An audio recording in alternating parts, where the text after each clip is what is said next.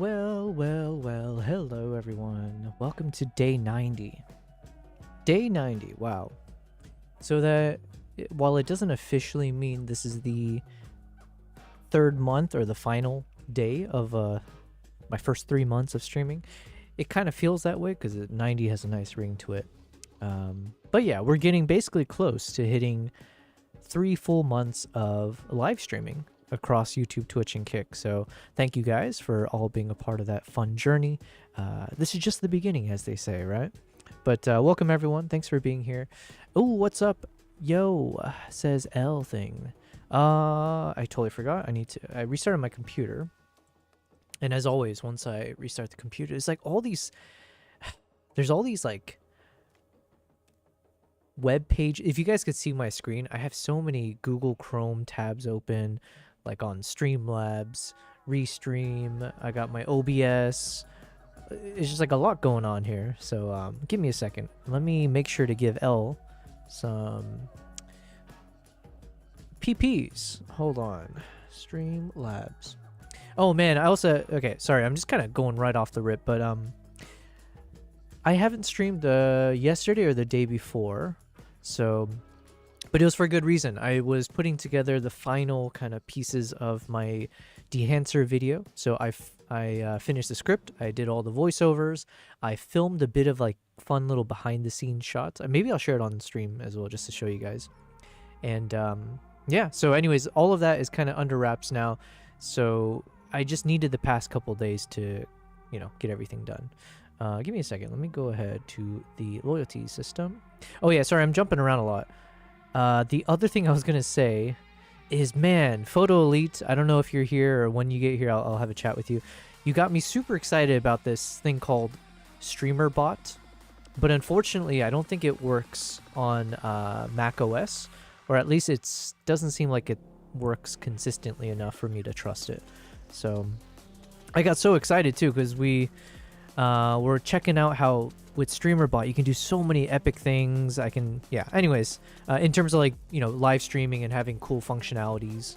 So it is what it is. All right, L thing, I'm just giving you some points on YouTube because I see your name there.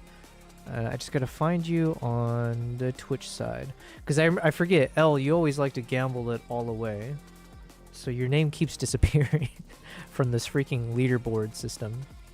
Okay, there you are. 348, perfect. All right, there we go. Oh, also to Palm Top Pitbull, thank you very much for the follow yesterday on Twitch. I'm checking out your stream now, and not that you're here, but let me make sure to give you a follow because you are a Twitch streamer, it seems.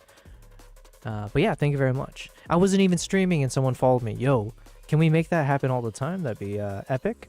And also there's a few people who followed me on YouTube, Jarrell Williams, the Safari Souls, and Imash from the YouTube side. So thank you guys. Okay, anyways, we have something new over there. Could it be? Yes, it's my name. I did not buy this. Someone I know, I met up with someone I know the other day, and they gifted me this, which is such an awesome gesture. So yeah, I have my own freaking Yobel prize tag. So for now, I just kind of set it here. I figure maybe I could place it in the wall behind me, just to the right of the TV. There's a potential placement there, although I guess where my head is, I'm kind of blocking it. So I don't know. But in the meantime, I figure, let me just set it here because I don't know the first thing about mounting things on walls. I'm not the best at handyman stuff. So, yeah, just set it here. Doesn't look half bad, so yeah. I'm pretty excited about it, though. It's a cool thing. I didn't expect anyone to give me or gift me something like that, so there we go. Okay, what else? So like I said, I put some finishing touches on my dehancer video, so I'm just kind of working through that behind the scenes. In the meantime, oh man, one not so good news, or it's like kind of disappointing, but it is what it is, because after the stream a couple days ago, and I was so excited to play musicbed music on the stream, I still ended up getting a bunch of these copyright strikes, and then there was some particular issue where, anyways, the way it was working, I was still getting the strikes, and it doesn't seem like it's feasible for me to be able to play musicbed music on my streams. So I had a chat with one of the person I'm in contact with from musicbed. So as of now, fingers crossed for the future, but as of now, I'm just gonna go ahead and play my typical music that I did from like Artlist or Lens Distortions and all that for the stream. However, for my YouTube videos, like the projects, the films that I make, that one I absolutely I'm gonna use musicbed throughout. So yeah, I was a little bummed to hear that, just because like obviously I was really enjoying playing musicbed songs for the stream. So in the interim, we're back to listening to Artlist, which, look, you know, I enjoy the music that I select. Don't get me wrong, but I got super hyped about musicbed. So especially with all the hip hop music, funny enough. Anyways, so yeah, I won't be playing musicbed on my live streams just because of the freaking copyright situation for now. But for my upcoming YouTube videos, you should hopefully enjoy, and it will absolutely be using musicbed. So that's one quick update. There's a few other things that I'm working on behind the scenes, which I can't talk about yet because it's just a little too premature, if you will. But I'm very, very excited for next year, is what I'm saying. For next year, I have some plans in terms of like what do I want to do? What have I learned from the live streaming? What are things? Because you know, I tend to travel quite a bit. However, since the start of the summer, I kind of swore off traveling for the rest of the year as I needed to catch up on all my content. As you know, on the first month of live streaming, I did get through one of my travel vlog episodes, which was on Mongolia, and we haven't gotten farther than that. Right, I was starting to work on episode 2, and then I had my trip to Uganda for the Nikon ZR, and then since I've got back, that's all I've been working on, was just kind of, you know, talking about the ZR, making my review videos for it, you know, all of that. So we are going to get back to it. So actually, let me go ahead and hop over to this view. So we are finally, I'm heading backwards in time. We got our Mongolia trip. So I'm actually going to be, now that we're also more familiar with dehancer, and also now that I've kind of updated my editing power grade structure, I figure I can go back and start to re-edit some of these clips. We'll see. I'm not sure. It's been a while since I looked at this, so I got to see how much effort is required to do that. And then, yeah, so hopefully we can start finishing off Mongolia part 2, and then we can go to the other countries and so on and so forth. So we're trying to get back in the swing of that. And then for next year, you know, I'm kind of looking forward to potential travels. And I think one of the things I'm very excited about, L says gamble it all. Nice. Oh, well, not nice. You lost it all. It's okay. You said you're sitting outside an analog camera store right now. Oh, hey, L. Oh, wait, this is perfect. L, I have a question for you. Because I had a company reach out to me, and I was like, oh, you know what? Who knows best about this kind of stuff? It would be L. Give me a second. Let me just double click. I have to remind myself the name of this thing.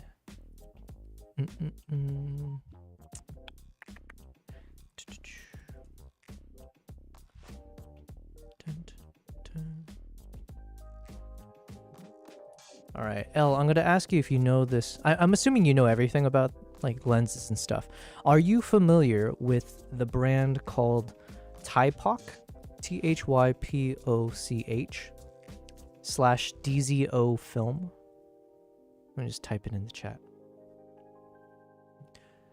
7 stream streak. Yo, Elthing, thank you very much, by the way. That's super awesome.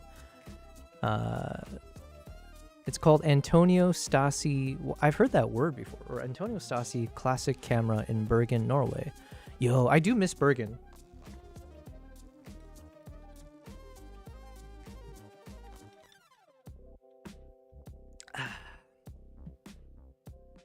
El, you said DZO is huge for you, reaching out. Interesting. Okay. Well, it's not DZO specifically. It's Typoch. So they said they're like a sister brand of DZO film. So anyways, yeah, but I was like, look, I don't know the first thing about all these kind of third-party lenses, or, you know, other types of cinema lenses, or you know, specific whatever you want to call these, right? So I figured I was gonna reach out to you, and then I just got so distracted with other things that I lost track of it all. But since you're here on stream, I was like, oh wait, I totally forgot. But yeah, so they had reached out to me, but I don't know. It seems like it's more of like a very, very temporary. I don't know. I have no idea. So they sent a kind of like preliminary message for Black Friday, I guess. And so I sent a quick message back to them. I haven't heard back just yet, but because it was yesterday. But in the meantime, I figured I'd reach out, see if you knew about it. Actually, let's Google this real quick. Might as well do my own research too, right? I mean, I did do a little bit of it, but let's do more. TIPOC. Actually, the fact that you said DZO is huge. Let's first look up DZO film.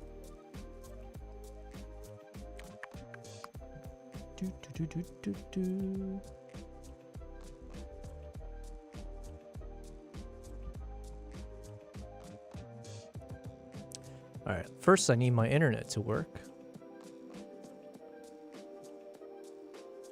Is it the website? DZO film? TIPOC manual camera lenses. Well, let me double... Okay, my internet's going slow, so let me just double check if it's me. No, everything looks okay. Must be this freaking website. Elle, you said they made the Eureka lens? Yo, what a name. Eureka lens? Interesting. That has piqued my interest.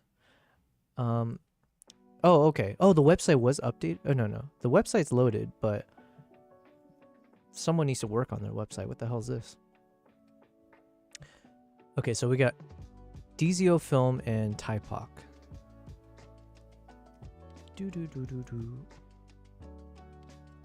It's a copy. Oh, with this Eureka thing you're talking about? I have no idea. Oh, I see. Eureka series. Adapter, Chimera. Okay, hold on. Let's also talk to ChatGPT here.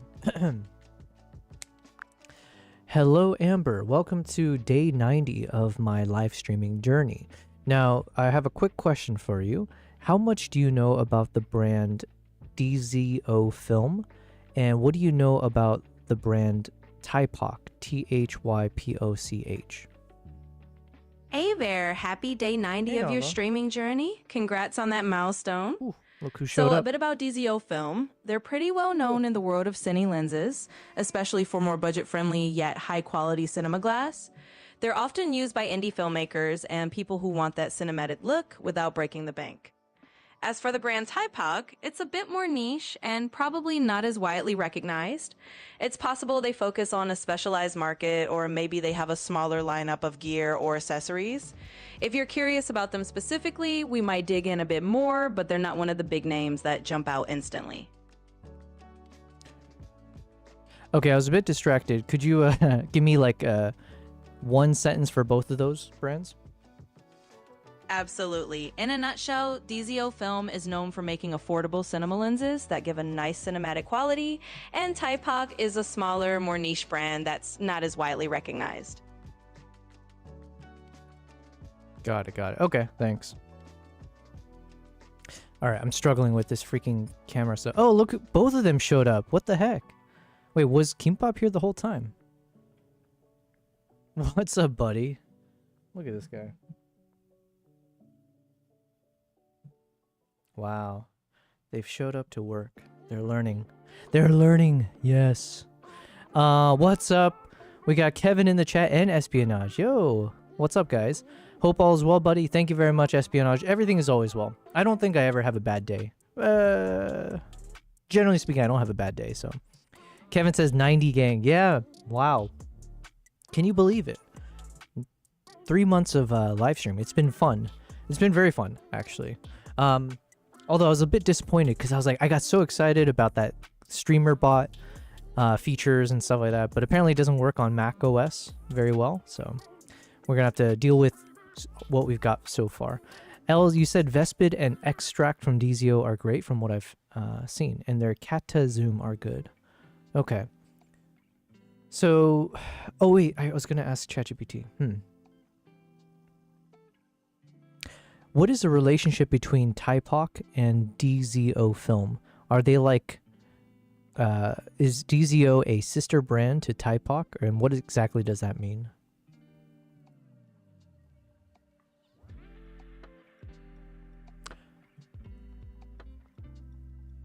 Oh, lost connection. Jesus. Yo, I think I've seen this kind of lens before. Those like kind of like shotgun or sniper looking lenses. Oh, I've always wanted one of these. And I think I literally have the exact same chessboard over there. Interesting. The extract. All right, let me try again. I don't know why my connection's down. Wait, how do these lenses actually work? That's so insane. It's got like a 90-degree angle. Probes? Yeah, thank you. Probes. That's a very weird. I don't think I want to use that word too often when I say what I shoot with. Their Kata zooms are good. Okay, let me check that out as well. Hold on. To re-ask. Can you tell me what the relationship is between the Typoc and DZO film brands? It looks like there's no direct info on any official relationship between Typoc and DZO Film and the project files, so they might just be two separate brands without any known connection. If you want me to do a web search or dig around further, just let me know. Okay, we'll figure it out. L says, I'll head into the store now. See you. Well, thank you very much for being here on day 90, L. Good luck with whatever you're trying to get at the store. Hopefully, don't steal anything. Okay, why is this is it my webs? Is it me? Is my internet speed down, or maybe just this website is loading slowly? Yeah, so like I said, I don't know much about these types of film lenses, but I figured L, you know, I keep saying L knows everything about camera lenses, cinema lenses, third-party stuff, so it looks like I was not mistaken on that. It would be kind of fun. I would love to actually use proper kind of cinema lenses.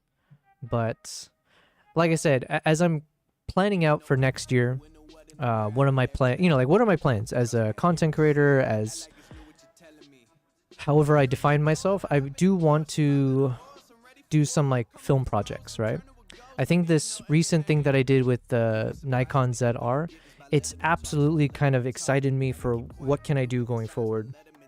And so I don't want to let go of that momentum.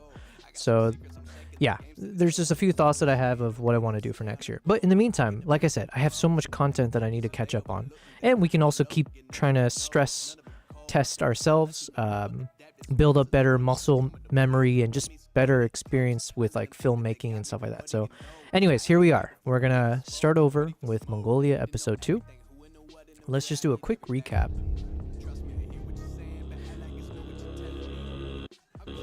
Actually, hold on.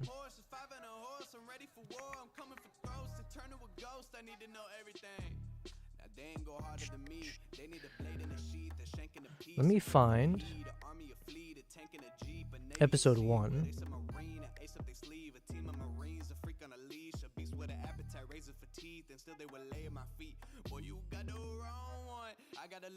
There you are.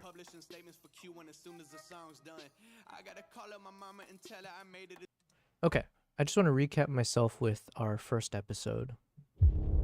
There are moments you never forget when you witness something primal, ancient, unstoppable. Through blinding snow, I watched them emerge, eagle hunters with the spirit of warriors past. This is my journey to the heart of Mongolia.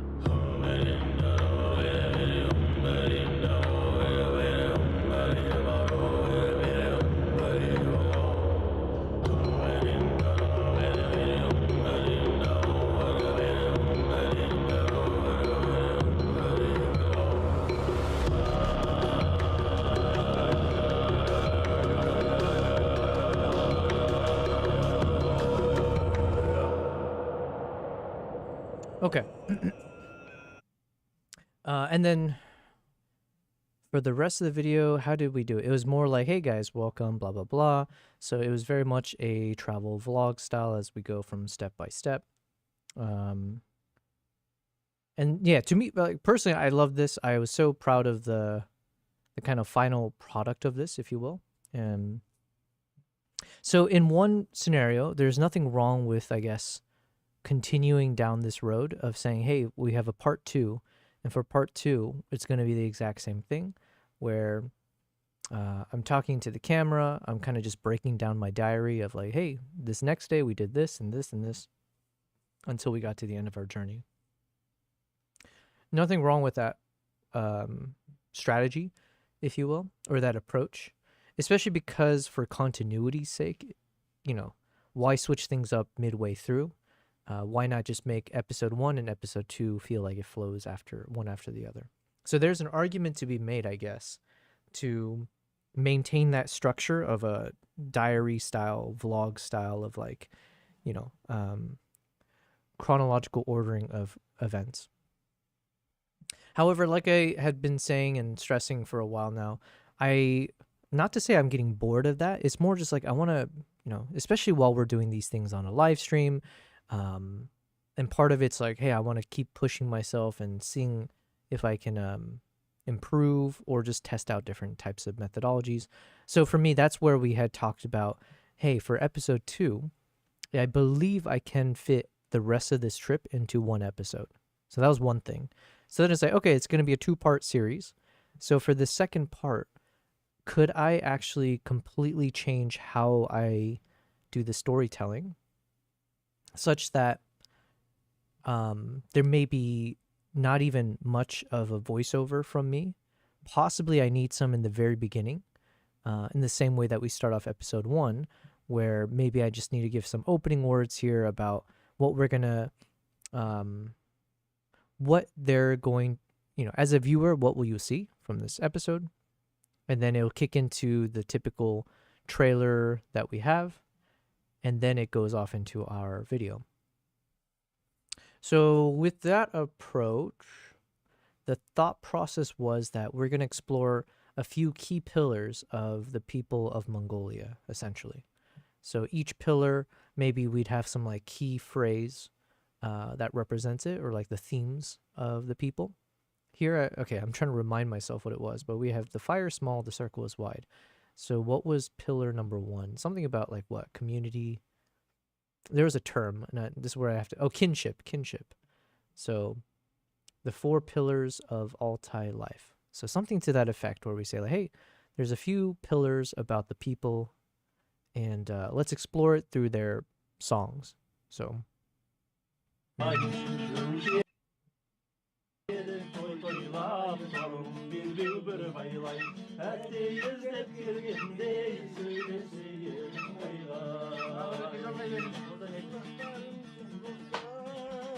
So basically, I have to put this all together.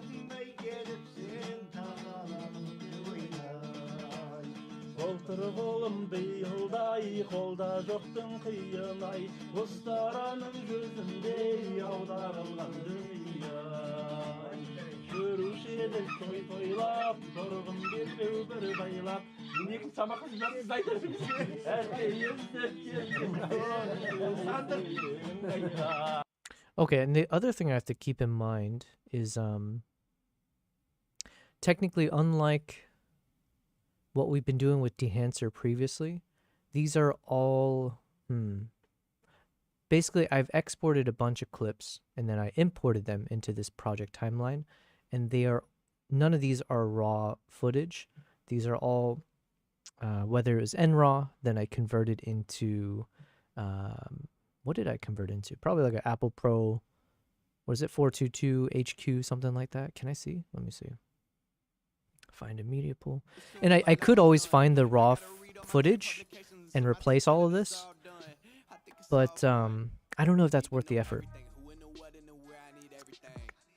So let me see. Because these are all 4K. Yeah, so I had exported these from NRAW. I converted it into Apple ProRes 422 HQ in terms of the quality, let's say. And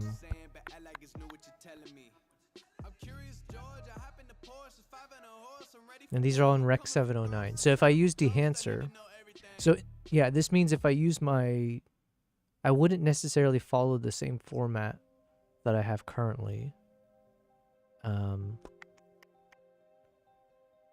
in terms of my power grade.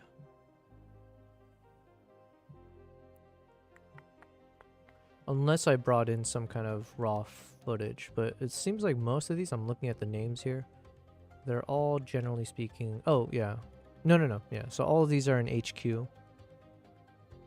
And I actually don't know what the different, like, I don't know how big of a difference that'll make. Let me actually ask ChatGPT.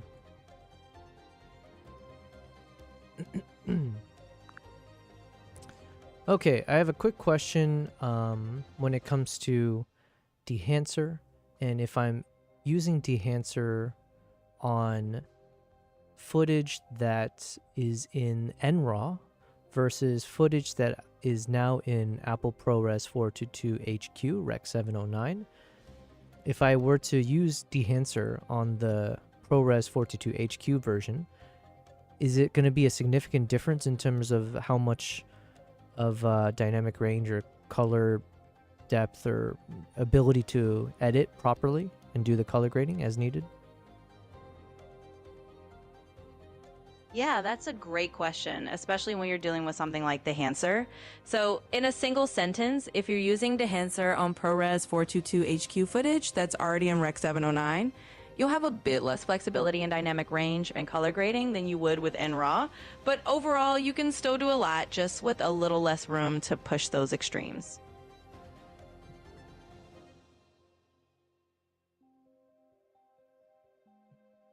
Okay, so then maybe for my opening sequence, maybe I'll put in the raw footage just to make sure I have the best quality.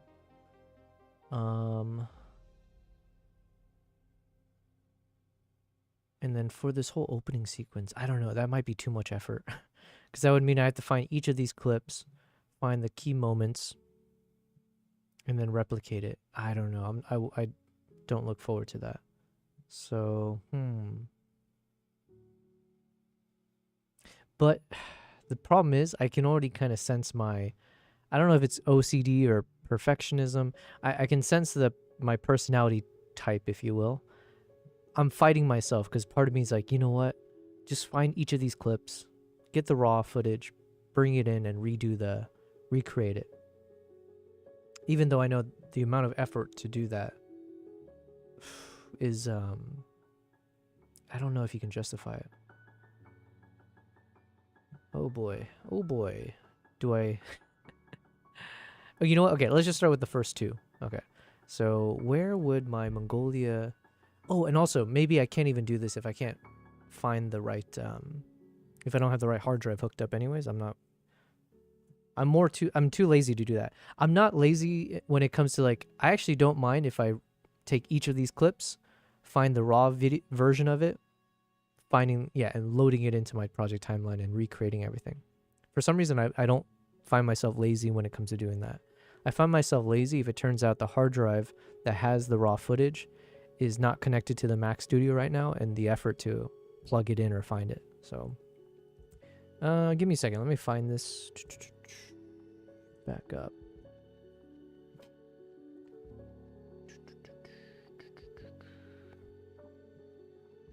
All right, let's see.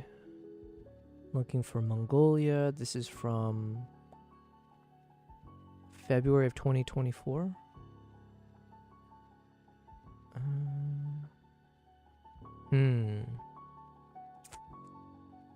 I think the original files are not connected to my hard drive. Let's see.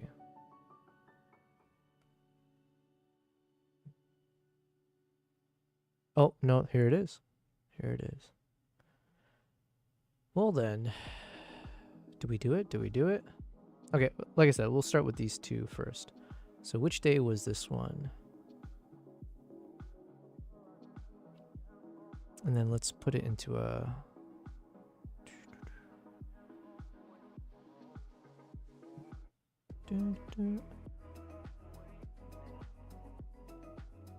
Okay, we'll put it into raw clips.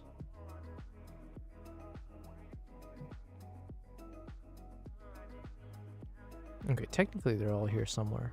All right, fine. We just gotta figure out which day was that. Let's go with this day since it's open.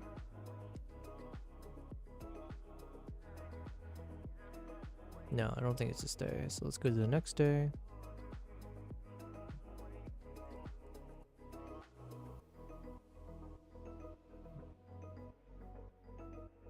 Okay, next day. Okay, I think it was this one.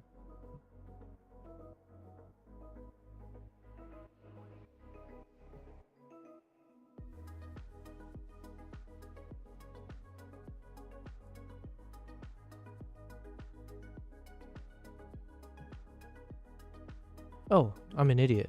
The date is written on the file name. Haha. So this turns out my weird OCD nature actually helps me here. So this file name is February 18th, 4K 60 frames. Okay, so it should be here somewhere. Feb 18, Z9.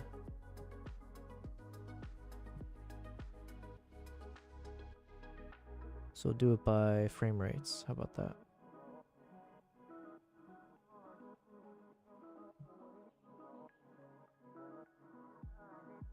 Where is it?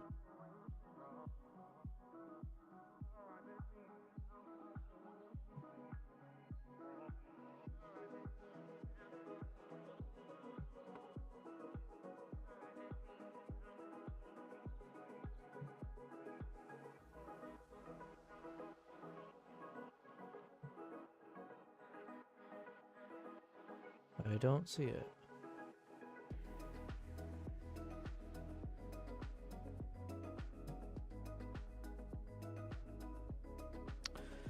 Well, you gotta be shitting me. How come I have it here but not in the...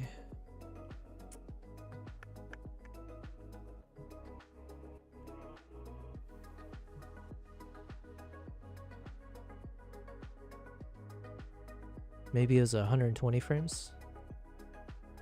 Ah, there it is. Okay, I'm an idiot. It looks like I mislabeled this one originally. Okay. So let's say drag that in.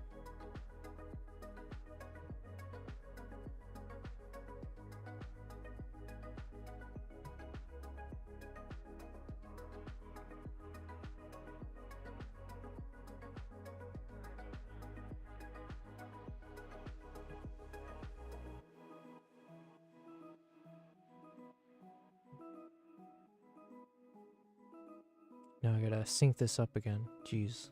Wish me luck.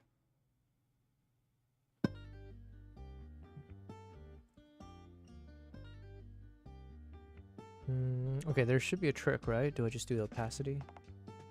Oh, nice. Looks like they're perfectly matched up.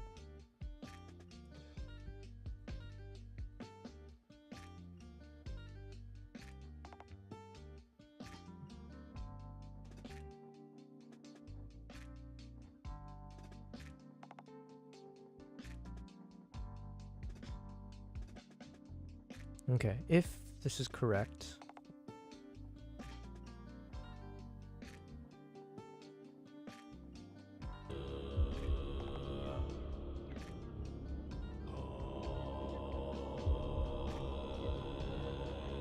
Okay, those are synced up, so that's good.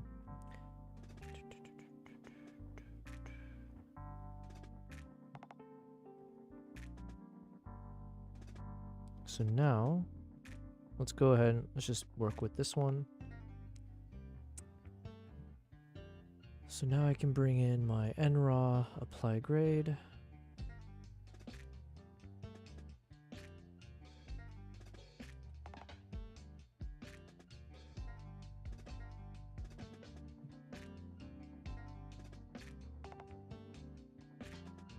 Oh man, I'm getting nauseous.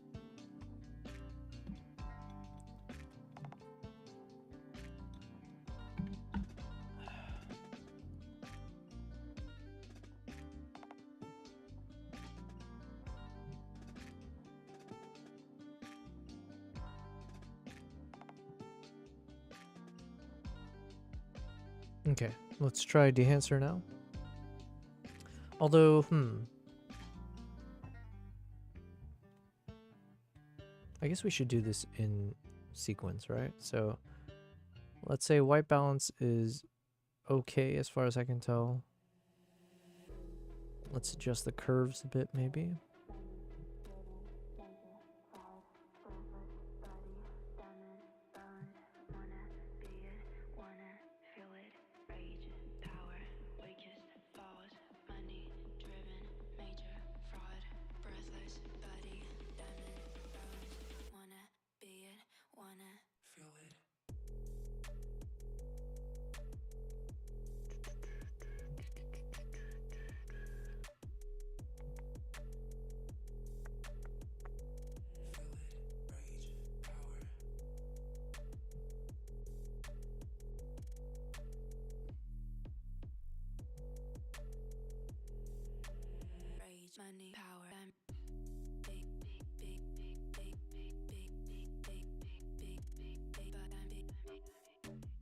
Hmm.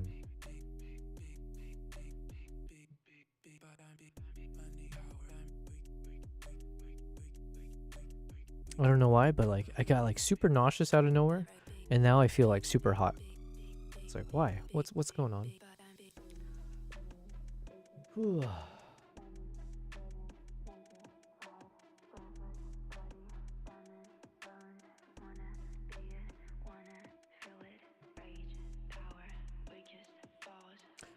Oh, you know what I should do? Hold on. Okay, we're gonna see what we can find first.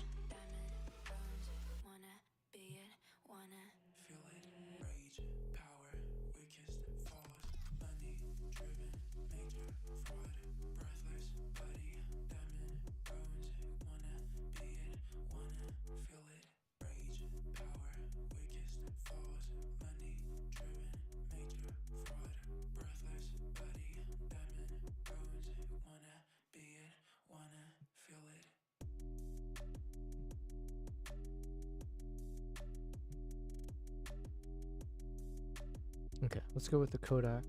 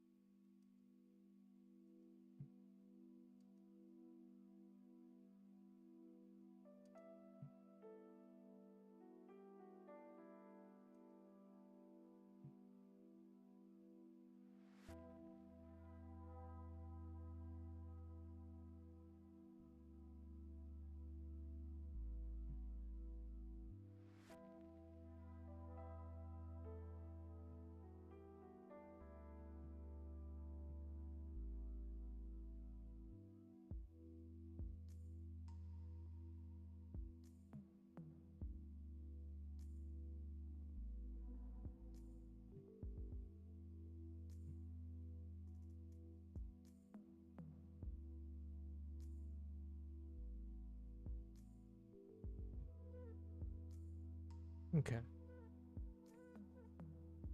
Unfortunately, I deleted it, didn't I? Damn. Okay, I'll do it on the next one. Because I need to do some comparison between the two. Okay, this is a GoPro shot.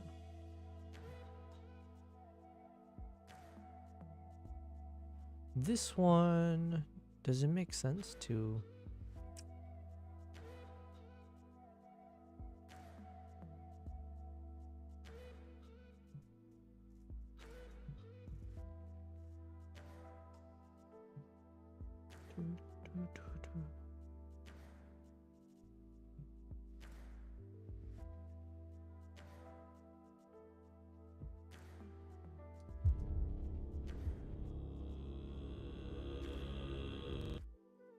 Oh, where'd it go?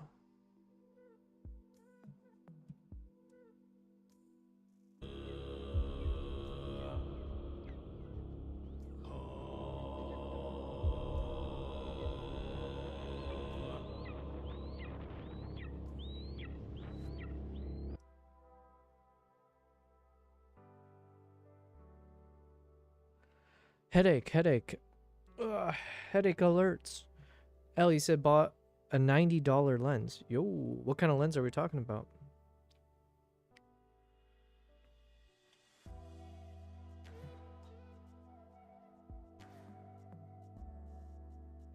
I don't know why, but I'm getting like super nauseous. And I'm like overheating right now. Let me turn up this fan. Thank God for this fan. Good girl.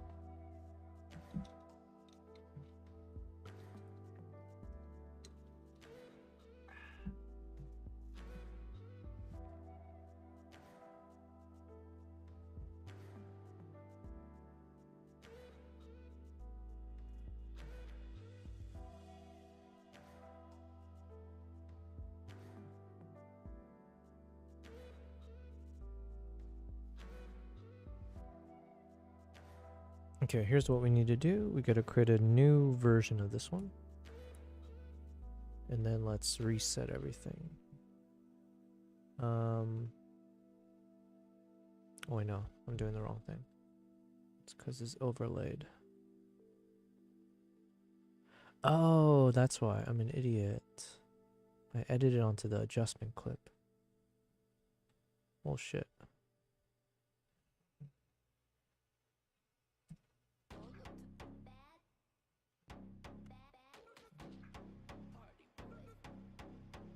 Ugh, I'm just making really bad mistakes right now. Vivitar 28mm f2 MC close focus. Let's check this out. Sending a picture? Okay, send it. Send it over.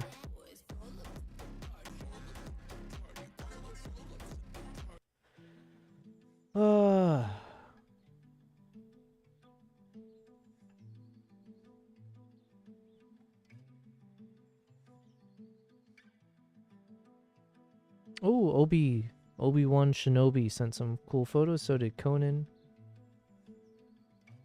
And photo. Oh no, that was from before.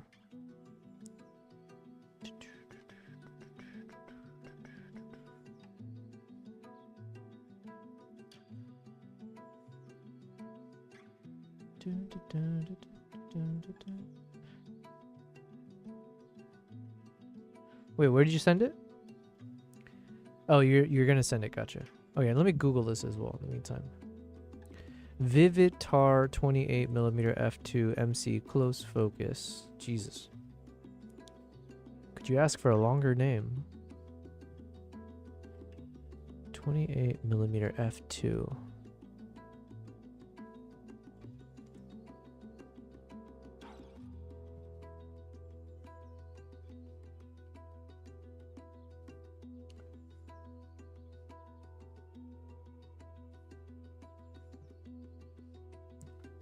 So this is one of those somewhat rare third-party lenses that has a reputation better than most camera maker lenses. Wow.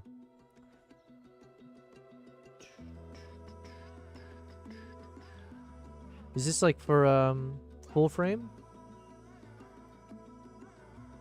Here it is on my A7R Mark II via a Photasi MD to M adapter. Ooh, I know this word, Minolta.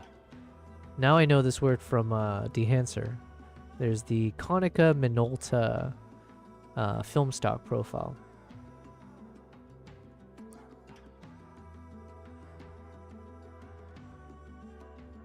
Interesting.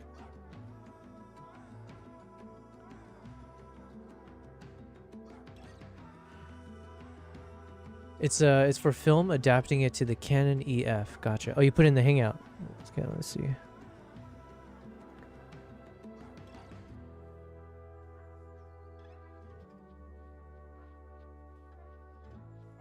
Yo, this thing is tiny. What the hell? Or did you just like take the photo a certain way to make it look like a pancake lens?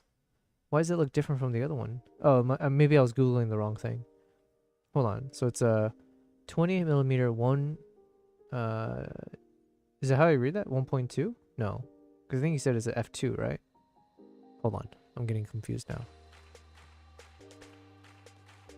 Hey, what's up, socialist housewife? I hope you're hydrating. Yo, oh yeah, I just saw your message in the Discord. I'm getting super nauseous right now. I don't know. Just got a wave of something hit me out of nowhere. Is this what they call menopause? Where I'm like overheating. Maybe I'm pregnant. Is that what it is? You had a Vivitar lens. It was fire. Okay, okay. How are you doing, socialist housewife? It's tiny. Okay, maybe I'm looking at the wrong thing then. The one I googled. Because this thing... Oh, wait. Okay, I see. Because the adapter probably is like, what? They said it's something about the Photossi MD to M adapter. So I see the Photossi name there. So, okay, so the lens is really from this line up until there. Gotcha. Well, damn. That looks pretty badass. Focus wide angle. Okay. Sent from the side? Okay, let's check it out. The men. Oh, pause. Exactly. Socially, I adapted mine to the Fujifilm as one of my favorite lenses. Super dynamic. Okay. Wow. Man, I don't know. I literally know nothing about any of these like third-party lens stuff. Okay, I see. Yo, this thing looks crazy. Wow. I'm kind of shocked that they have a metering and a feet system. Shout out to us Americans. Wow, they kept both. Why not just stick to one? It's so complicated now. So you go from f2 to 16. Yeah, how do I read this? So I got the aperture ring here. What is this 16 to 16 thing here? Oh, is this the feet? No. Jesus. Yeah, I don't know. Listen. This is beyond me. Oh, maybe I just need to close my eyes for a second. Socialist housewife, it's been a while. Hopefully you're doing well. Life's been good over here. We've made some changes to the stream since you've been gone, I believe. One of them is, well, I think that just came in today. So someone that I know, I caught up with someone in my past, and they gifted me this thing, which is my name, which is kind of cool. So I put it on my bookshelf for now. Maybe in the future I'll put it. I have that space to the right of the TV, but like usually my freaking head is in the way, so I don't know if it makes sense necessarily to put it there, but it could fit there for sure. But it kind of looks nice here as well, so why not? And then we've got our cat camera, although I had to unplug it for my latest video that I'm making, so all the quality of it, everything looks off, because I think I need to adjust a few. Actually, it might be just the ND filter. Hold on. Elle, you said I can show you in a Discord call? Yeah. Oh, yeah. I need to start doing these Discord stuff. Hold on.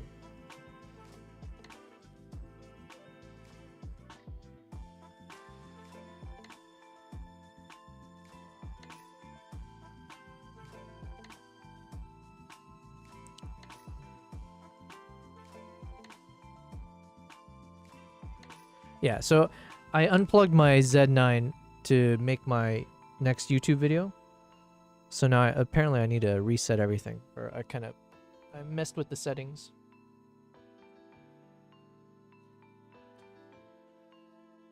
We do something like this.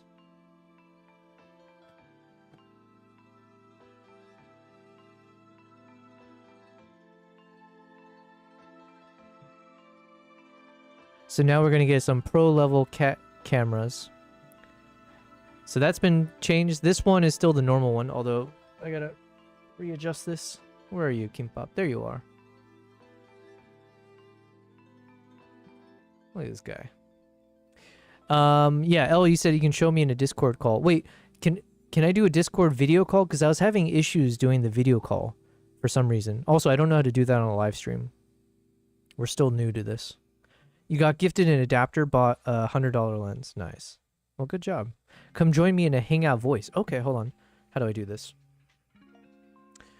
And Socialist says, Yobel, you're a prize. That's so cool. Yeah, hells yeah. Of course I am. People say, my mom says I'm a catch, you know? But it kind of looks nice, right? The setup is pretty decent. Yeah, I may need to make some... Oh, yeah. I think I kind of did this wrong. I'm supposed to... Hold on. Ugh.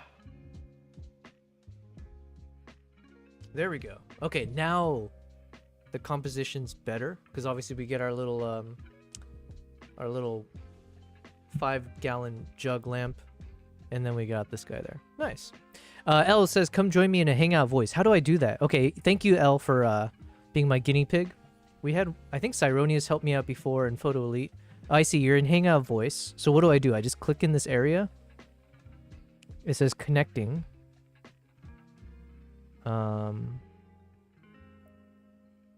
It says video connected. All right, treat me like a noob. I believe I've joined the hangout voice, and I see you there. Am I supposed to click on your name, maybe?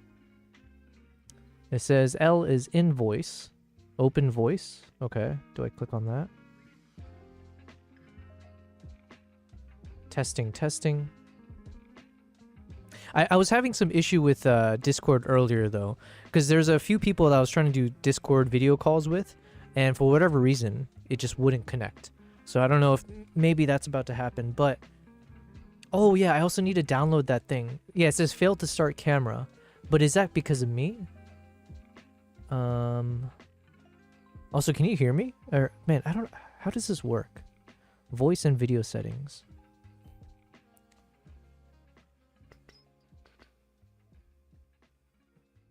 And in the meantime, Socialist Housewife. I'm trying to think, is there... What else should I catch you up on?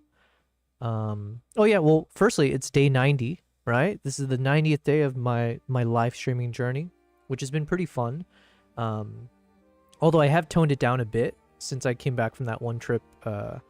So I still stream like maybe 5 to 6 days, but I've slimmed it down to like 5 hours streams.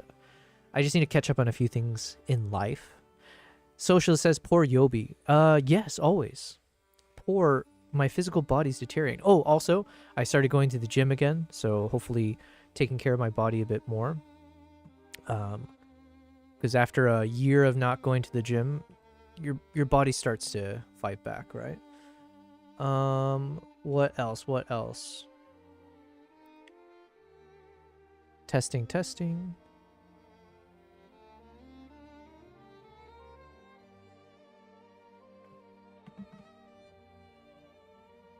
You're stuttering like crazy? Uh-oh. Wait, on the stream or in Discord?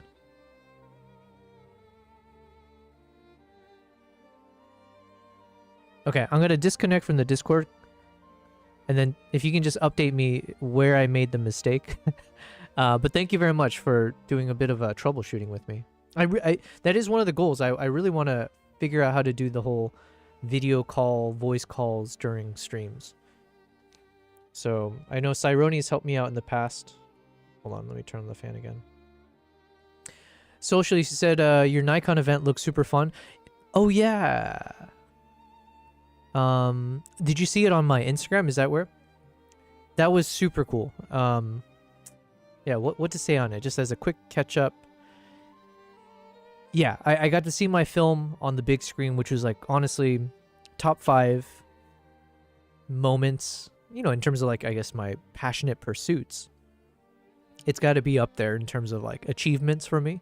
Now, I didn't achieve it necessarily out of like, oh, you know, it won a film festival, therefore it, you know, is showing on the big screen. It was like, no. It was just a part of an event where Nikon, you know, since they had reached out to me and a couple other creators in the region to test out the ZR before the launch and the announcement. As part of that, they're like, oh yeah, well, we want to show your content on the big screen.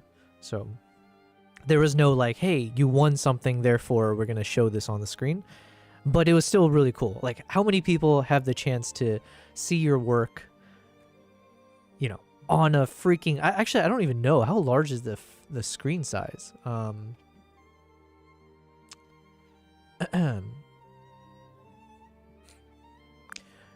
Amber, I was in the Vox Cinema in Dubai, and I believe there was an IMAX screen that I was watching some footage on. What is the actual dimensions of an IMAX screen size?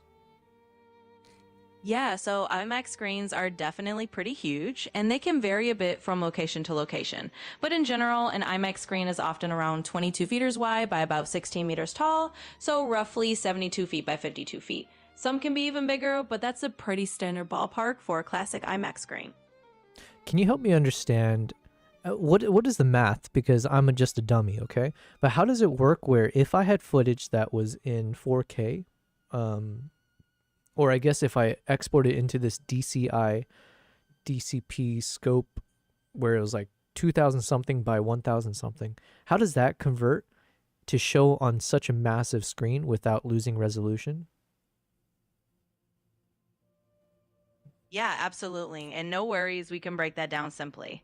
So basically, when you have You something got like no a snacks, 4K or says DCP Socialist. file, it's I got did a have some certain number of popcorn, but pixels. And yes, that's fewer pixels than the giant IMAX screen has in physical size. But what they do is they scale it up. And because that original footage is high resolution, it can still look really crisp. Basically, the math is that you have a certain number of pixels in your source, and when you scale it up, those pixels are just spread over a larger area. IMAX projectors are really good at making that look nice and detailed, so you don't lose noticeable quality. It's just a matter of scaling up a high quality source to a really big canvas. Elle, you said sent an explanation.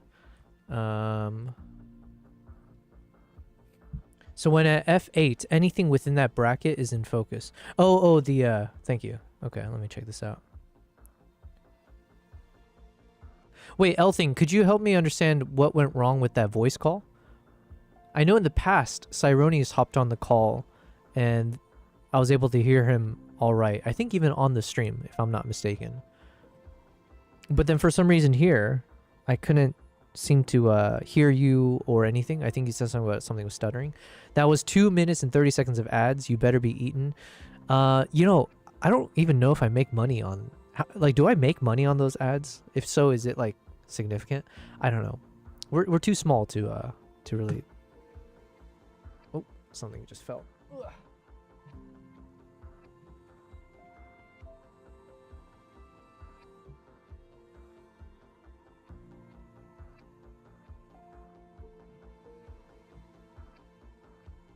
Okay. Hey, Kristen. Hello, hello. Kristen, you know what? Perfect timing. Well, firstly, hopefully you're doing well. It's been a while. But I know you messaged about the that cinema event. And so we have Socialist Housewife in the chat who was just mentioning that event as well. So I was just doing a bit of a catch up on that theater event, which was really cool. So I think Socialist, you're back. Yeah, it was honestly just such a cool experience. I can't say enough about it. It was cool to see something you create on a big screen like that. And the reception to it was super warm. And I said this before, I'll say it again. I've never had more of an ego boost ever in my entire life. Could there have been? No, that was like literally the most ego boost I've ever received. It was just insane. Because basically what happened is they showed the film, and there's 2 other content creators where they showed the film as well. And then afterwards, they brought us up to the front of the stage, and then there's a whole Q&A session, which they did not prep me for. I didn't even know that would happen. So, and I think I put it in my Instagram story, but the second person who asked me a question straight up just asked, like, what are some features you wish were improved about the ZR? You know, at a Nikon event with the Nikon executive, CEO, whatever, who was there. So that was really fun. But thankfully, I pulled it off, I guess. Kristen, you said I've been busy working all week during your live stream. No worries, no worries. Well, hopefully it was good work. Elle says, when you join the call, you can try looking at the latency right by the place you click to disconnect in the lower left corner. Okay, let me try to join that call again. So I click on Hangout Voice. It says voice connected. I see the little signal connection thing, but it's not showing me anything.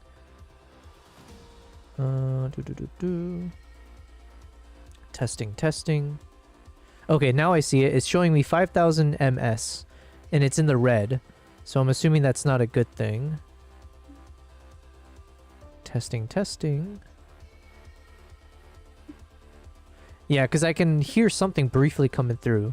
So I think it's my issue, probably. Let me ask ChatGPT. Elle says, what color... Oh, hold on. Sorry, I missed your questions.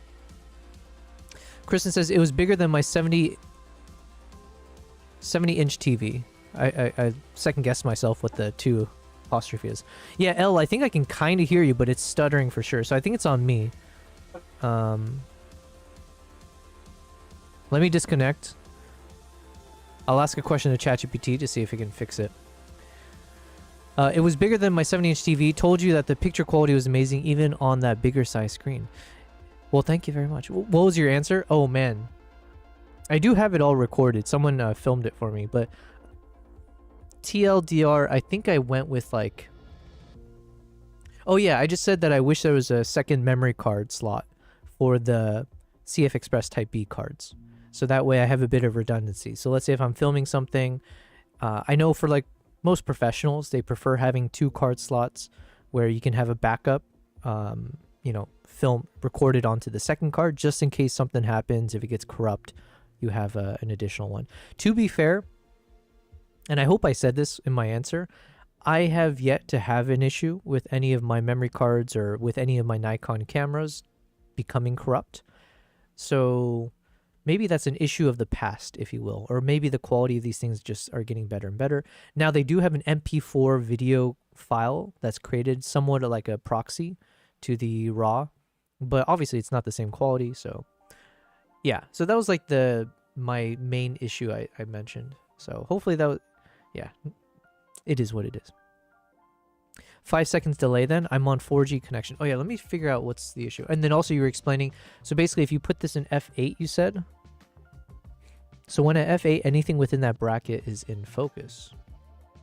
Focus distance, depth of field scale, and aperture. Okay. You make it sound very obvious and easy to understand. I'll take your word for it. How about that? Let me figure this out with Amber over here.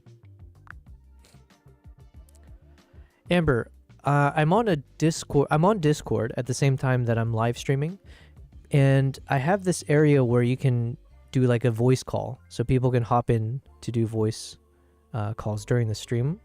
However, whenever I hop into that voice call, I notice that my connection goes down, or it shows like something like 5000 ms, and it's showing like a red connection signal. Is there a way to improve this, or what's causing that? Yeah, totally get that. That can be a bit of a pain, especially when you're streaming and trying to do a voice call at the same time. Usually what's happening is it's just a bandwidth or network congestion issue. So your internet connection's kind of getting overloaded with both the live stream and the Discord voice call. Couple things you can do. You can try lowering the quality of your stream a little bit just to reduce the bandwidth usage. Hold on. So, okay. So for instance, I just joined that voice again. And it's showing, initially it was showing green. Now it's showing the red signal at 4 ms. So, yeah, what does that mean? Yeah, so basically when you see it go from green to red and it's showing a really high number like that, that basically means there's a spike in latency or some network lag going on. In other words, your connection just kind of got a little bit bogged down. It could be a temporary thing, or it might just be that both the stream and the voice call are kind of fighting for bandwidth. Okay, So it's showing steady green now. Oh, nope. Now it dropped. Jesus. But I don't know if it's is it like because my internet speed should be fairly fast. Is this something with like Discord server, or how exactly does that work? yeah, so sometimes it's not just your internet speed on your end. It could be that the Discord server you're connected to is having a little hiccup, or it's just a momentary network fluctuation. Even with the fast internet connection, sometimes the route that your data is taking to the server can have a little bump in the road. So it's kind of normal to see it go green to red and then back to green. It's just a little bit of network jitter and is pretty common.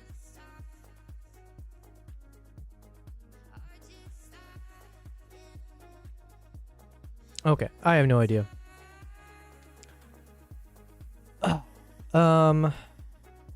Guys, I'm struggling right now. I don't know what happened, but I just had like a wave of nausea, and then I'm like super overheating right now. Talk about double whammy.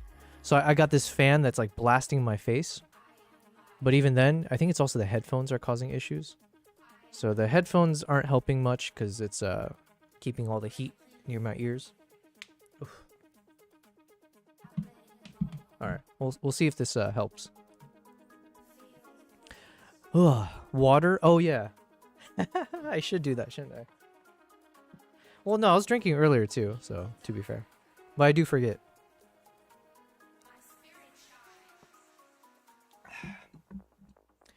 Oh my god. What are the quick things? Oh yeah, so just as a quick little update. And let me fix my camera. I'm going to the editing. Where's my cat cameras? I gotta fix this again.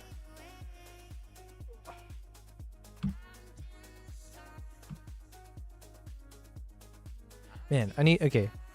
There's a few things I have to do behind the scenes to kind of keep improving this. But one of them is I need like a dedicated mount for my camera here, I think. And then what did I do? The colors look off, so I need to fix that as well. Oh, okay. Have you eaten anything? Sounds like you may need some salt. I had my oatmeal mix. I had some food, electrolytes. Yeah, I had some food before. I don't know. I don't know what's causing it. Listen, no worries, no big deal.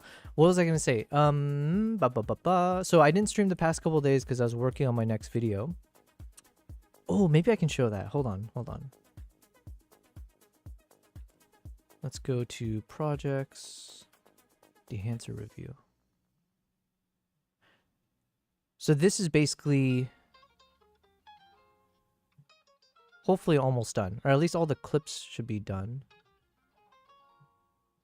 So I recorded myself here.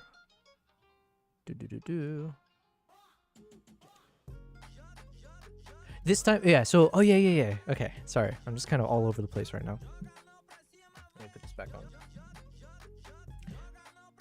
So one thing I decided to do differently for this upcoming YouTube video, and I might just keep with this just to whatever, is in my previous video, I placed myself in the center, right? So where's my Nikon ZR review? Nope, not this one. Well, I guess we can look at this. So in the previous video, I kind of just positioned myself in the center. Blah, blah, blah, talking. And like, there's nothing wrong with that per se, I don't think. It served the job. But then I think I was watching a bunch of other review videos, random videos, and I just find that there are different styles that I like. And I think being centered doesn't always feel it doesn't feel comfortable for me when I'm recording. It just feels awkward, just the way I have to stand. So for this one, I decided to kind of do it differently. So as you can see, I kind of just kept myself a little bit off to the right, somewhat. But then my cat was here for a bit of the video, so that was cool. So yeah, I don't know. We're switching up the angle for this video. We'll see how it turns out. So this is just me. I record all the parts, some of it talking to the camera, some of it from when I'm editing. You'll see me looking off to my editing screen. Kristen says, you can't pass out on us because I couldn't help you and that would be terrible. Yo, my cats would eat me in a heartbeat. For sure Kimbap would, so it is what it is. Oh man, okay, never mind. So anyways, here's some quick parts that I filmed of myself. Oh my god. You know how difficult it is to film yourself? I wish, yeah. It'd be fun to have I just need my own crew, okay? We need to get so big. We gotta grow the channel and be successful enough that I could just have a proper team and a proper studio, right? Because then it'd be so awesome to have someone else who can film behind the scenes to help me out. Because I'm just too slow, and yeah, it just takes me too much time. So anyways, I set up a camera from a distance. So this would be one of the shot angles. I don't want to watch your cats eat you. Yeah. That'd be funny though. So then basically I was filming one shot here. So this is just me from a distance, wide angle, just showing, I guess, me editing my videos. And then I had my phone in front of me. And so you can like remote connect your phone to your camera with the Nikon. The app is like a bit crude. Like I wish I could do a few more things, I guess. But at the very least, I was able to see my screen. I could like change focus. But it was like not the best focus changing. It's just like a abrupt change. But anyways, here you can see I'm editing, and then I'm using my left hand to tap on the focus point. So then it shifts over to the screen. And then I was just kind of filming a few of my footage versions, like full screen from the DaVinci point of view. And then, yeah, just taking a few of the shots. So then I have this one at a wide angle. And then I do a punched in version. So then here, same thing. It's just kind of, I think I was just taking each of the same clips and doing the same version of them, like as I play through it. So we got this one. And then we have our punched in version. So here it's kind of more like an over the shoulder, so you can see my silhouette a bit. But I figured maybe it could be an interesting look if you see me typing the word dehancer, clicking and then dragging it over onto a node. And then once it drops in, it could be the transition point where it kicks off our little 40-second montage trailer. So yeah, I was kind of proud of myself. Because I'm trying, right? I'm trying to be more cinematic, as they say, right? You know what? And I finally got to use my dehaze. No, not dehaze. I got to use my haze machine. So I bought that Smoke Ninja Pro. It was for the Uganda trip, but I never ended up getting to use it successfully. But I actually used it, so you'll kind of see here, because you can kind of see the smoke coming through here, which is probably not best. I should have waited for it to kind of settle down. But there should be a bit of a hazy feel to everything. And then also, technically, I did a bunch of adjustments, so I wonder if I can show the before and after. Because I figured I would, even for these shots, I wanted to edit this with dehancer. So this is, again, just as a quick recap, this is my next YouTube video, which is going to be a review of this product called dehancer, which I used extensively across the past few projects, where essentially it emulates the film look, and it's also for like creative look and feel. And so I did the entire color grading using dehancer across this product. But let me see if I can show.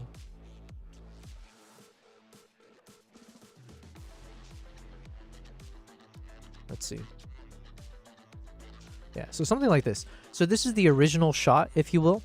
And I thought the colors, everything were pretty cool. You know, I was going to work off of this. And then in terms of my color grading, this is where I landed. So, yeah, I don't know. We're still so new to this. I say we. I'm still so new to this that there's like a lot of things when it comes to trying to do proper color grading, especially with skin tone. I need to learn this in terms of like, how do I make sure that the skin doesn't look so weird?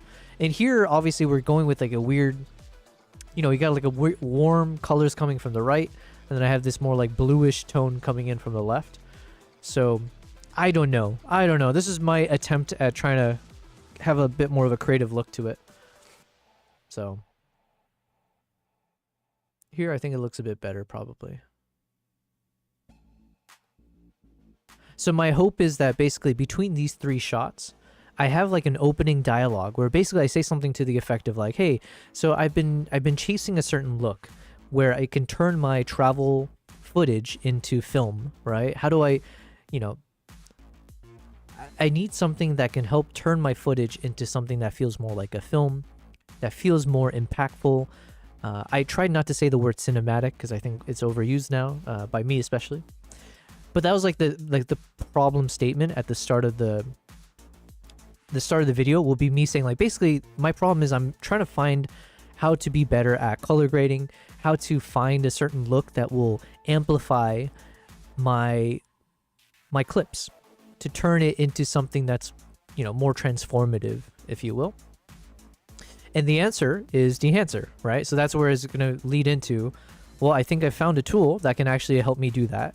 And so welcome to the world of dehancer. And all of this will be done in 13 seconds. So within 13 seconds, you'll see like some version of this as I'm like editing, maybe zooming in, and then punching into a little bit more of a close-up shot, doing the same thing. So hopefully a bit of continuity, maybe just finding a nice cutoff point so it almost looks like one shot.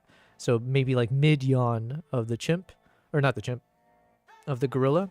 So maybe right as the gorilla's doing the yawn here, then I cut into the exact same moment, just like finishing it off from here. So it feels, I hope that makes sense, but basically it goes in that. And then it's only 13 seconds, so I figured just 3 shots should be enough. And then this one is just, again, as I say something about like, hey, I think I found the tool, you'll see me typing in dehancer, you see me grabbing it, and then it might even just zoom in even further. As, you know, so it's like typing in dehancer, and then I filmed this in freaking 8K, okay? So this is 8K quality, so the resolution is way massive, but that would allow me to punch in like 2x or more, technically. So then you can almost get this close-up of me dragging dehancer over, and then the moment it drops in is where there'd be a transition effect, either fade to black instantly, and then kicks off the trailer montage. So that's the thought process. You keep your space clean? Not really. I kept it clean just for because I knew I was filming it, but obviously, yeah, I wanted to clean for that. But generally speaking, this place is a mess, and it just takes me a while to finally take care of things. Socialist, he said, zoomed in looks dreamy. Yeah, this one, right? Oh, hold on. I think, like I said, I need to be better about understanding the different,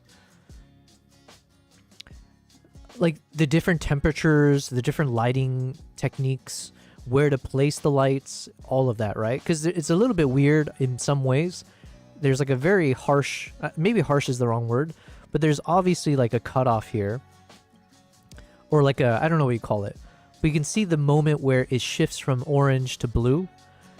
And there's probably softer ways to kind of blend that. There's probably different lighting temperatures I should have considered to help out even further. But the one thing that did help a lot was that the haze machine thing. I was just blasting that smoke machine everywhere to kind of make it a bit more of a softer look. And I do think it made a difference, for sure. I think that's where that dreamy sense comes in. Because everything has a bit of a softness to it. Can I turn off dehancer? Let's see. Let's turn off the film grain. And I had to film this a few times because, yeah, I made some mistakes. For instance, here, you can see I didn't realize it at the time. And this is where having a film crew would be so much better if I had my own team. Because after I almost stopped recording, but thankfully I checked right before. And so I didn't notice that one of my lights were, it was being reflected off the monitor. So then I had to refilm everything. And just, yeah, you can see, oh yeah, you can see here, right? I had to after I repositioned it, I was like, oh shoot, I'm an idiot. And then moved it aside. But then eventually we did get the...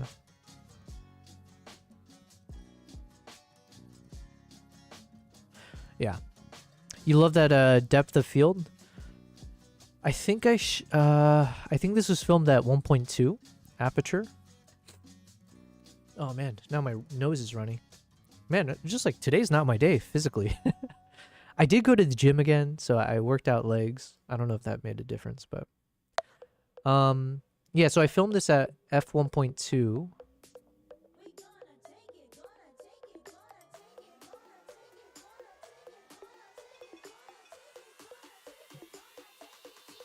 But like I said, I would basically tap through my phone as the remote.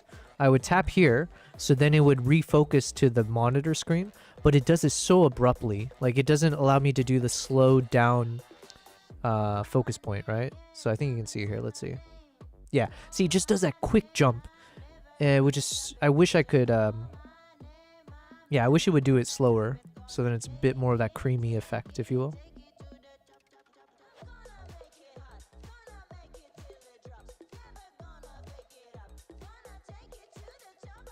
Oh, and then here, you can see the blue disappeared. In some ways, I actually don't mind without the blue, perhaps. I don't know. But the blue disappeared for a second because my freaking cat decided to rest in front of the light.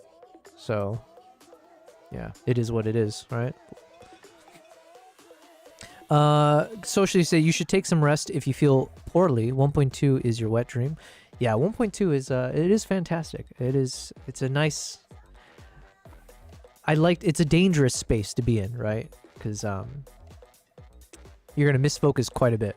But if you do land the focus, oof, it looks good. Kristen, you said I lost the election for the school board. Hey, well, listen, to me, I don't find that in Firstly, I would just say congratulations for even doing it. You know, like I said, win or lose, it's one of those things where like how many people take the effort to actually put themselves out like that. And like you said, you had a lot of things not going for you in the sense that you're not necessarily from the area, but it's also one of those where it's like, hey, try again, right? Who says you have to only try it once, right? Your kids are still going to those schools. They're gonna have more elections, so you take the learnings from this one, and then hopefully that means the next time you run, you'll have a bit more name recognition. You'll also be much more experienced.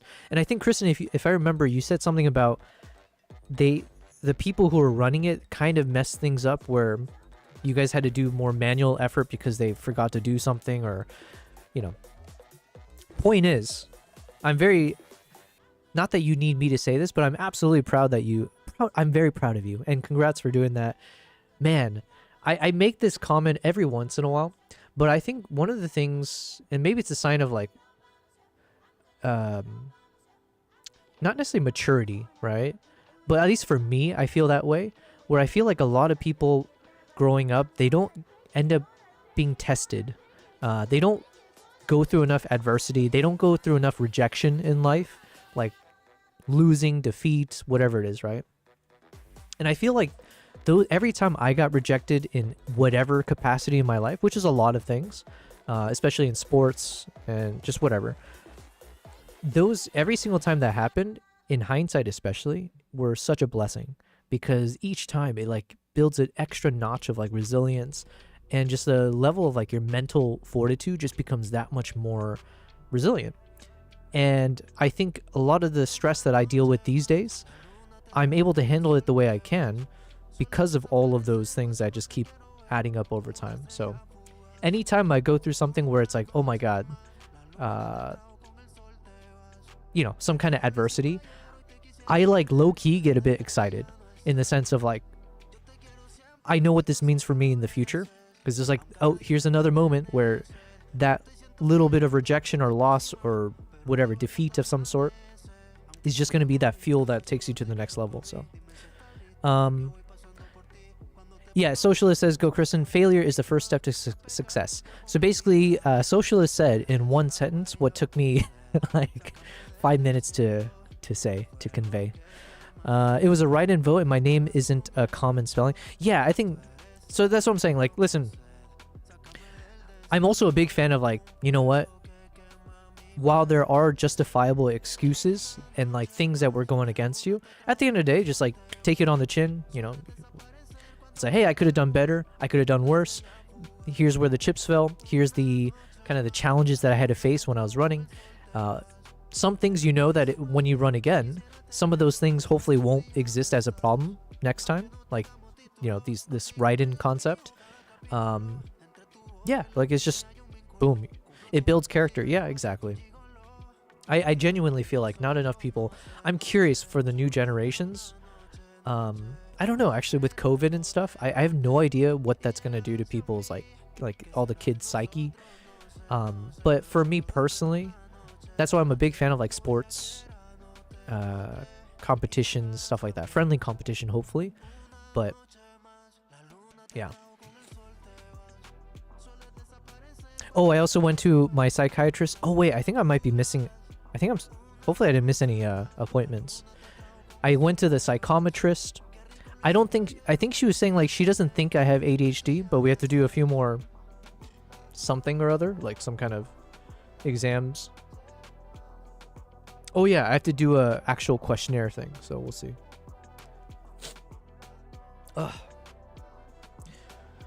Kristen, you said, I received so much support from the community and definitely learned a lot, so now I'll go to the meetings and hold those who were elected accountable. Hell yeah, nice. Yeah, when's the next election? You told me this and I forgot. I forget if you said it's like an annual thing or if it's whatever the cadence is, but yeah, I mean, again, congratulations. That's awesome that you went through that. What are the other examples I can give? But I feel like there's so many things where people just don't ever take that first step. They get so I think I was mentioning live streaming even as an example, right? Where I think there's a lot of competent, talented people who absolutely, if they were in front of a camera, they would do really well. But it's not that simple, right? There's like so many steps from, you know, your personality, your talent to actually broadcasting it. Whether it's all the technical difficulties, whether it's resources, whether it's like, you know, you name it. But I think one of them is just mentally speaking, people just feel so nervous about putting themselves out there in a new space, like that discomfort, right? They avoid it at all cost. Whereas for me, not always, but a lot of times I kind of, if I feel uncomfortable about something, or if I feel that way of like, oh, this is like something jarring, it's kind of like a, ooh, that's an exciting thing. Because that's another example of like you're going against the grain.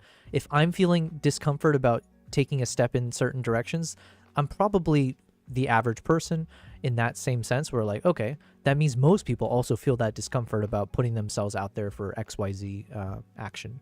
So then if I'm willing to then just be like, let's live in the discomfort, let's be uncomfortable. So in my case about even live streaming, it's like, let's go ahead and put myself out there, you know, test everything out, see if people find any interest in whatever I'm doing.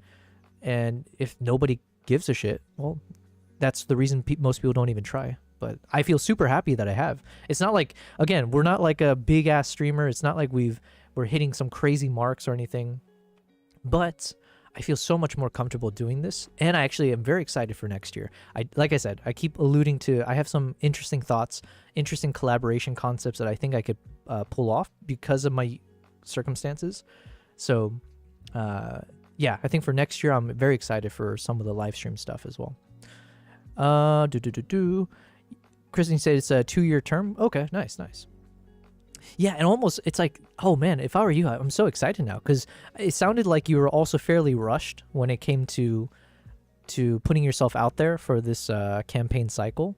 But now that you have like a 2-year, you know, space, like you said, you'll be attending those meetings. You're gonna put yourself out there more often, I'm sure. You know, you're gonna be whatever it is. So you've got 2 years to kind of really start to up your, you know, aware, yeah, what is it, brand recognition, if you will, or just, yeah. But there may be 2 current board members up for re-election next year. Gotcha. Yeah. How's your public speaking? Is that a big part of the being a board member, or is that not really a thing?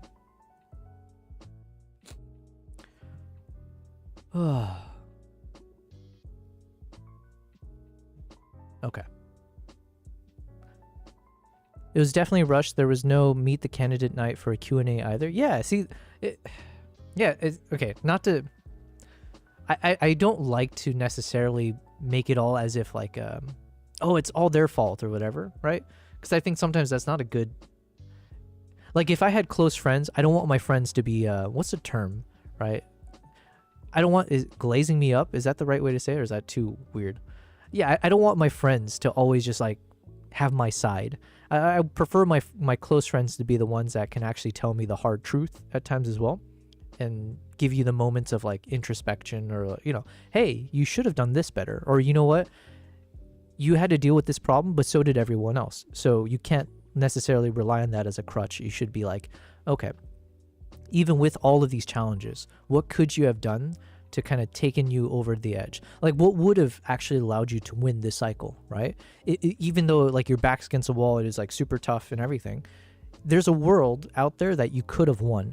And the question becomes, I guess, like, what would it have taken to do it? And it's not even to say that you would want to take whatever measures to have won, but it's kind of nice to now have some time to introspect and think about those things.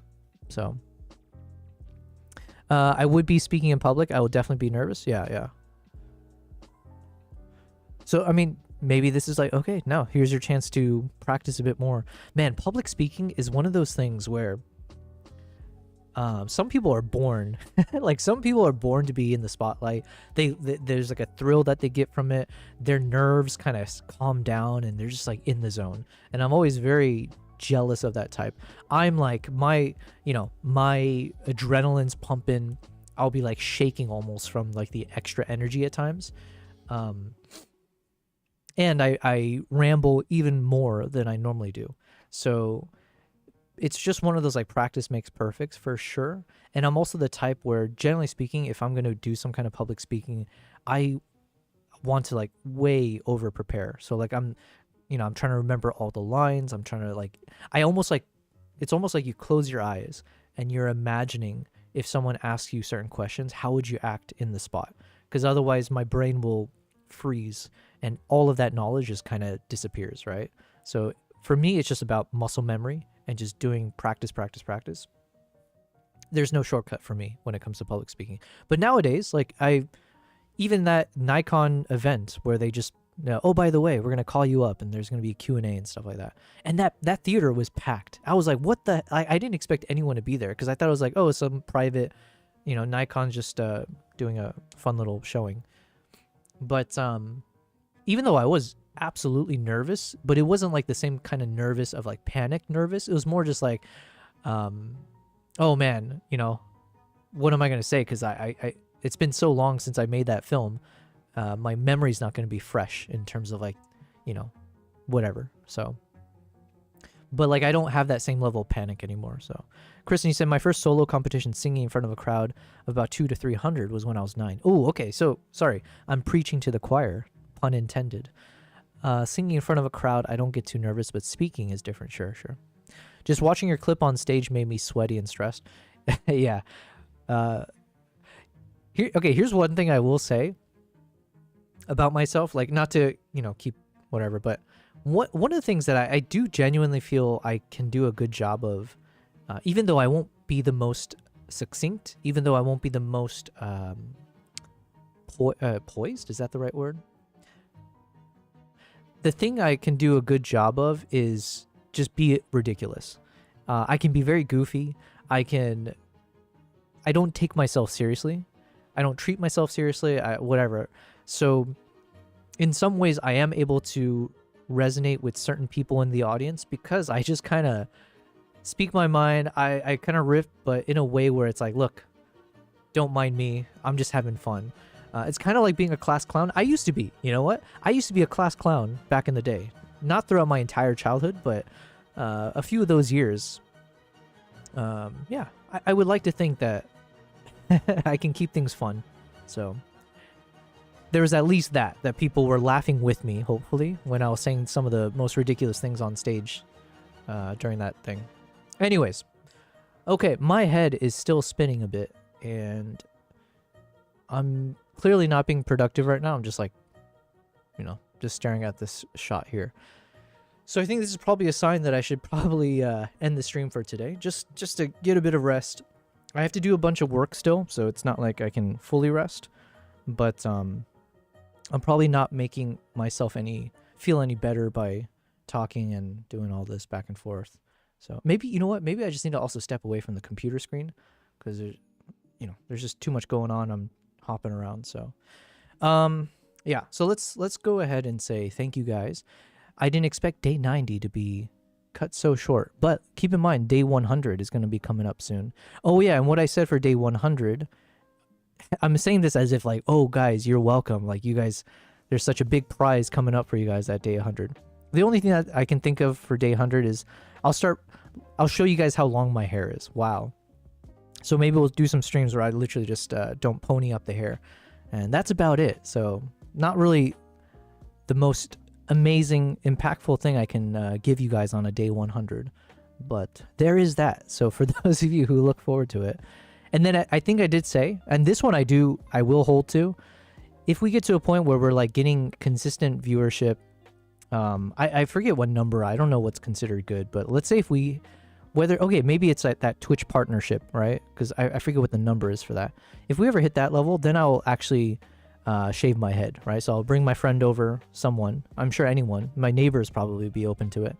I'll let them chop off my hair, and then I'll shave off the rest. So that'll be a fun little way to reset.